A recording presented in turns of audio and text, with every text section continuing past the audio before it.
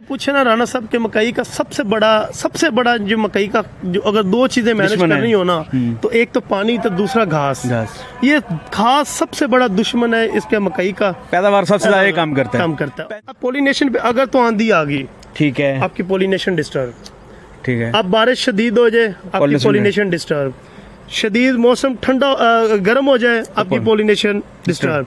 पानी का स्ट्रेस आ गया, आपकी पोलिनेशन डिस्टर्ब। क्योंकि पोलन को 20 मिनट की पोलन की लाइफ है, 20 मिनट, सिर्फ 20 मिनट। और सुबह के टाइम ये पोलिनेशन का।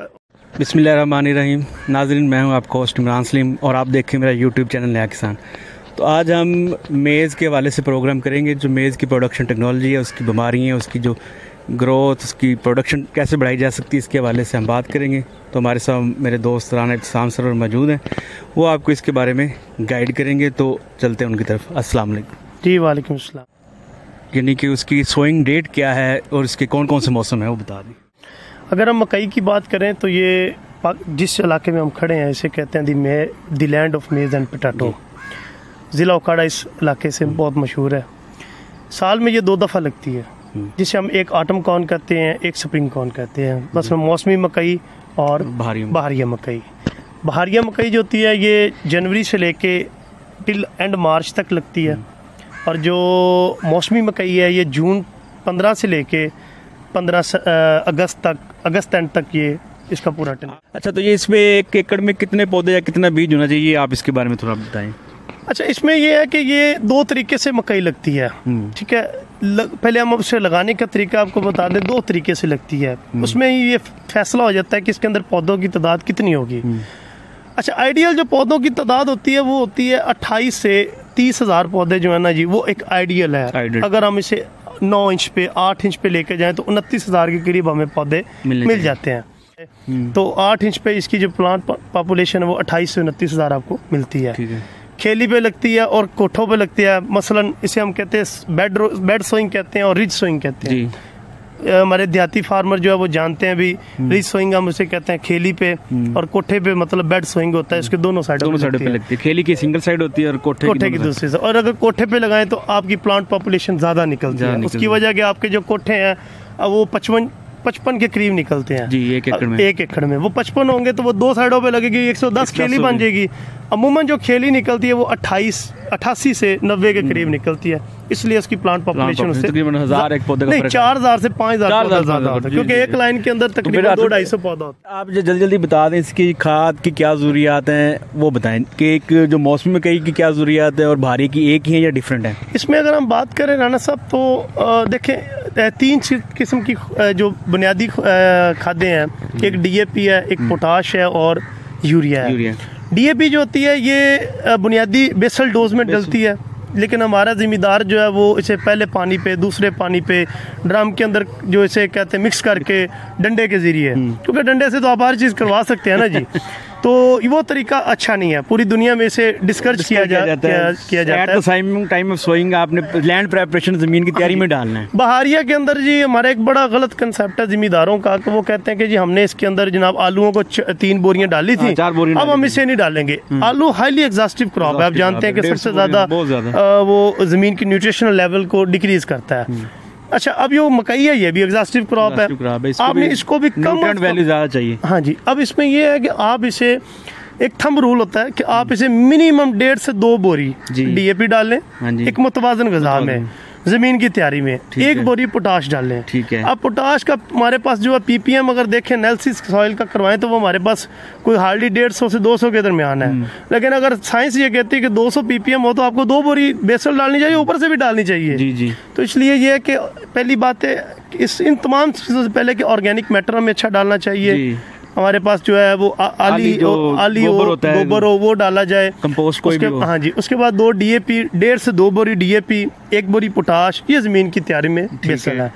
फिर इसे हम डालते हैं 4 यूरिया, ठीक है, इसकी वेजिटेटिव ग्रोथ के लिए। अच्छा, और पानी की रिक्वायरमेंट इसकी काफ़ी ज़्यादा है मेज़ की, तो पानी की कितनी रिक्वायरमेंट होती है, कितने पानी से लगते हैं आपकी उसके मुताबिक, सर्च के मुताबिक? इसमें राना साहब जो सबसे ज़रूरी चीज़ है, जर्मिनेशन से लेके इसकी पकाई तक पानी इसकी बुनियाद है। ठीक है जी। अगर आपका पानी पहला जो आपने सीड लगाया है ये आपको एक बड़ी टेक्निकल बात है, ये बहुत से लोग नहीं जानते कि जो सीड का वजन है ना जी, इससे 30 गुना ज्यादा वजन पे पानी लगेगा तो सीड कोड ब्रेक होगा। ठीक है, सीड कोड ब्रेक होगा तो उसमें से रेडिकल और पोलिन्यूल निकलेंगे तो जो सीड जर्मिनेशन होगी। एक चीज मैं उसमें बताऊं कि मकई को सोखा नहीं देना चाहिए, जो हम स्ट्रेस नहीं बर्दाश्त करती, वाटर स्ट्रेस इसे नहीं आना चाहिए, क्योंकि ये आपकी कुछ ऐसी स्टेजेस होती हैं जहाँ पे इसने फैसला करना होता है कि मैंने इसे जिम्मेदार को देना क्या है। वहाँ पे अगर आप पानी का उसे सोखा दे देंगे तो उसे ड्राइनेस दे देंगे तो देन क्या होगा कि वहाँ पे आपकी जो है यील्ड जो है वो अफेक्ट होगी। इसमें ये बताएंगे इसकी जो कॉमन बीमारी है वो एक बता दें थोड़ी सी, सिर्फ उसको हल्का सा टच कर दे ताकि लोगों को दोबारा ज़हन में नशीन हो जाए। देखिए इसमें जो बीमारियों की अगर बात करें तो राना साहब बीमारियां जो हमारे एरिया में आ रही है ना जी, इसमें स्टॉक रॉट बहुत ज़्यादा आ रही है जी। अभी आपने वो दिखाई है, अभी मैंने आपको वो दिखाई भी है स्टॉक रॉट। इसके अलावा फ्यूजेरियम रॉट है, बहुत ज़्यादा है। जो स्टॉक रॉट में दो हैं, फ्यूजेरियम है और बैक्टीरियल है। ठीक है, डिफरेंस भी बता दें साथ। फ्यूजेरियम स्टॉक रॉट के अंदर आप देखेंगे अगर आप उसे तोड़ेंगे, पौधे को टांडे को तोड़ेंगे तो स्टेम को तोड़ेंगे तो वो आपको नीचे से उसकी स्मेल नहीं आएगी। ठीक है, ठीक है। अगर बैक्टीरियल में आपको स्मेल आएगी, यानी को टांडा जब आप तोड़ेंगे उसको थोड़ा सा ना के करीब लाएंगे तो स्मेल आएगी, तो आपकी बैक्टीरियल है, बैक्टीरियल स्टॉक है। अगर आपकी फिजीरियम स्टॉक तब होगी जब उसमें स्मेल नहीं आएगी। इसमें जो कोई कीड़े मार कोई दवाइयाँ या कीड़े वाली आती हैं बीमारियाँ, उसका थोड़ा सा राना साहब इसमें अगर देखें मकई का जो स्टार्ट होता है ना, ये सबसे पहले इसमें जो सबसे खतरनाक चीज़ आती है वो शूट फ्लाई है, जिसे हम कीड़ी भी कहते हैं, मछली भी कहते हैं, मकई की जो है कोम्पल की मक्खी भी कहते हैं, शूट फ्लाई भी कहते हैं।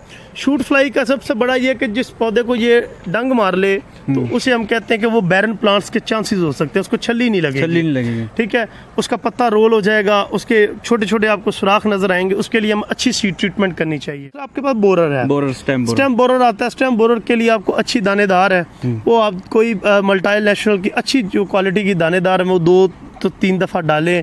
जो कीड़ा इसके अंदर जो आया मकई के अंदर वो आया है फाल आर्मीवर्म, उसे हम फा कहते हैं। फाल आर्मीवर्म बहुत खतरनाक है, बहुत खतरनाक सूंडी है। अच्छा जी। इस सूंडी का सबसे बड़ी निशानी कि आप इसके जो एंड पे देखेंगे ना, जो सिरे वाली साइड पे इसकी, तो इसको आपको 4 इसके स्पॉट नजर आएंगे, 4 निशान नजर आएंगे राना साहब। उसमें यह है कि ये सबसे खतरनाक डिजीज है और ये सूंडी है, और इसमें इसका जो नुकसान ऐसे है कि जिस पत्ते को पूरों को खा जाती है। अच्छा। और ये कई किलोमीटर तक मूव कर सकती है। इसका आपको अच्छे स्प्रे करने पड़ेंगे। और इसमें टिड्डी दल टाइप भी है, ये टिड्डी दल से भी ज्यादा खतरनाक है। टिड्डी दल से भी ज्यादा खतरनाक है, ये पत्तों और टांडों को पल्ले नहीं कुछ चीज छोड़ती। इसका जो मैनेजमेंट का तरीका है राना साहब, अच्छी और क्वालिटी का स्प्रे करें। ये अपने फीसिस के नीचे छुप जाती है। ठीक है, एक इसके फुजले के नीचे छुप जाती है। आप इसके मिडल में इसमें स्प्रे करें ताकि अच्छे तरीके से पानी अंदर जा सके, और अच्छी क्वालिटी का 7 दिन बाद रिपीट करें, क्योंकि इसके हर जो स्टार हैं वो मौजूद होते हैं फील्ड के अंदर, तो इसलिए आप 2-3 स्प्रे जब अच्छे करेंगे तो ये मर जाए। जो पूछे ना राना साहब के मकई का सबसे बड़ा जो मकई का जो अगर 2 चीजें मैनेज करनी हो ना, तो एक तो पानी तो दूसरा घास। ये घास सबसे बड़ा दुश्मन है इसके मकई का, पैदावार सबसे ज्यादा काम करता है। आगे एक जो सबसे खतरनाक, पंजाबी में ना लोग कहते हैं कि मकई नूं पहले 50 दिन तुसी सांभ लो, अगले 50 दिन तुहानूं ये सांभ लेगी।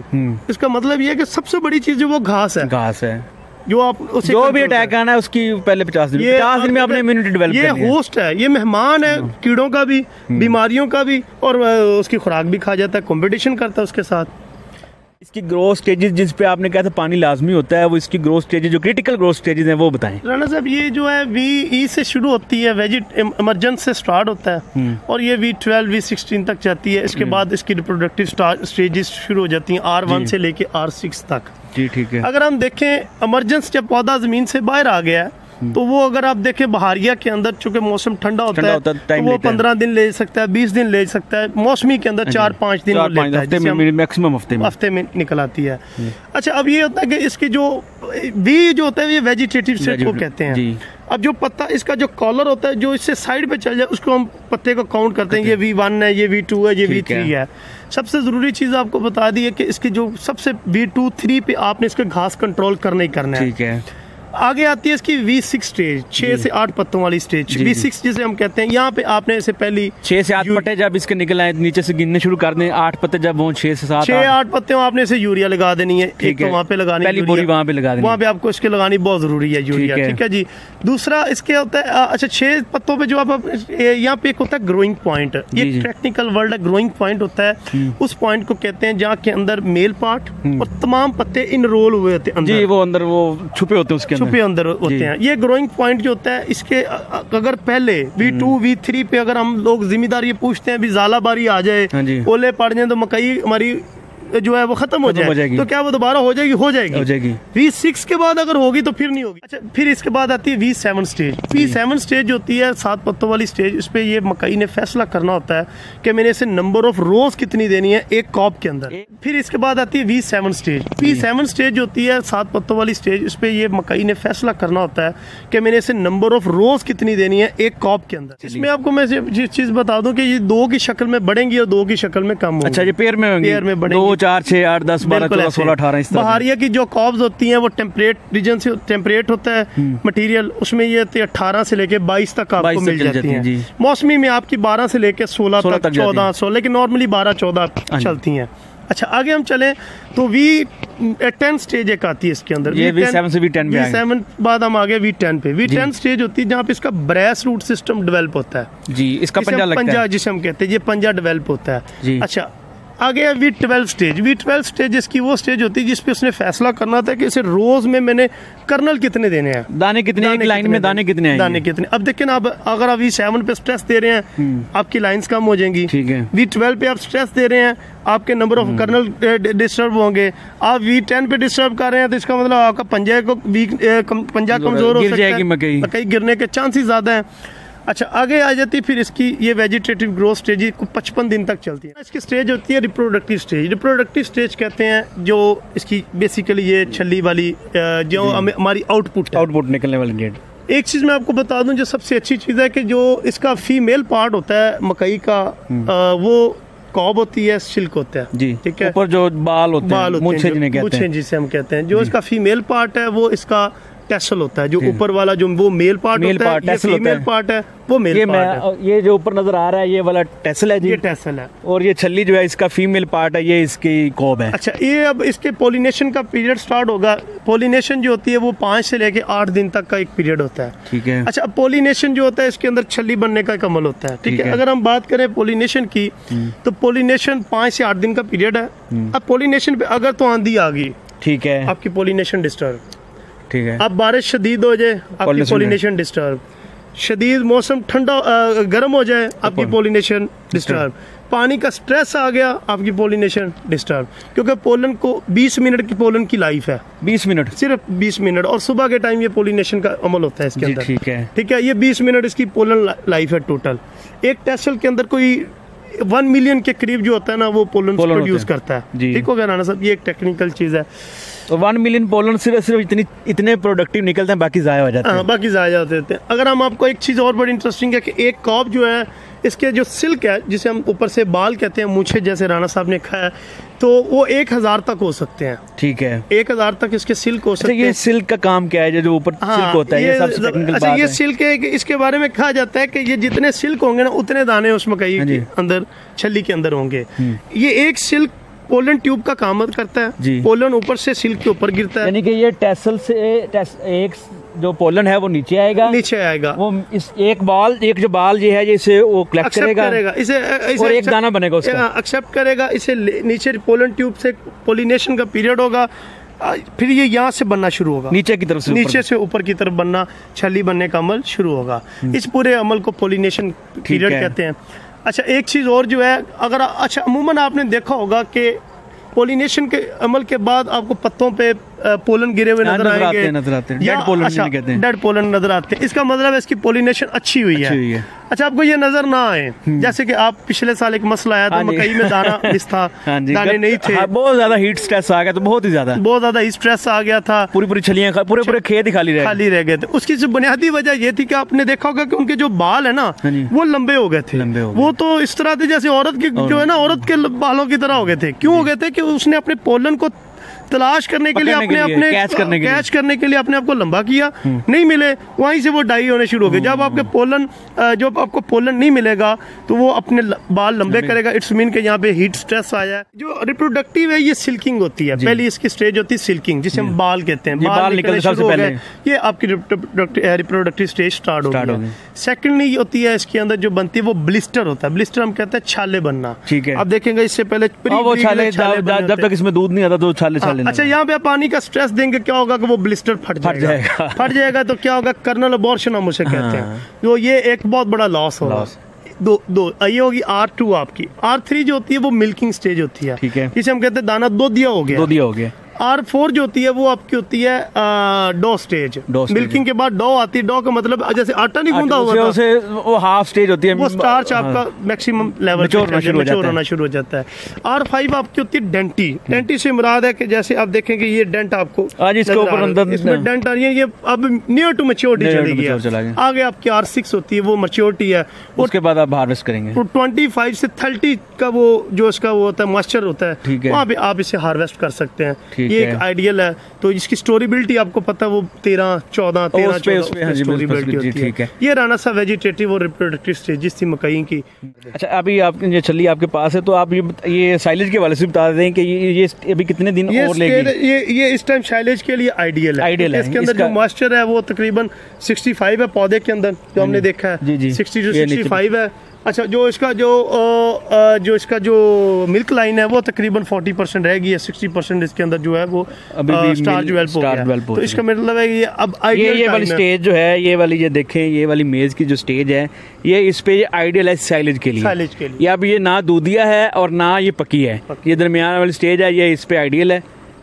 उम्मीद करता हूँ आपको ये वीडियो पसंद आई होगी। अपने जो भी क्वेश्चंस हैं मेज़ के रिलेटेड आप इसमें हमें कमेंट सेक्शन में बताएं, तो इंशाल्लाह उसके जवाब आप देंगे।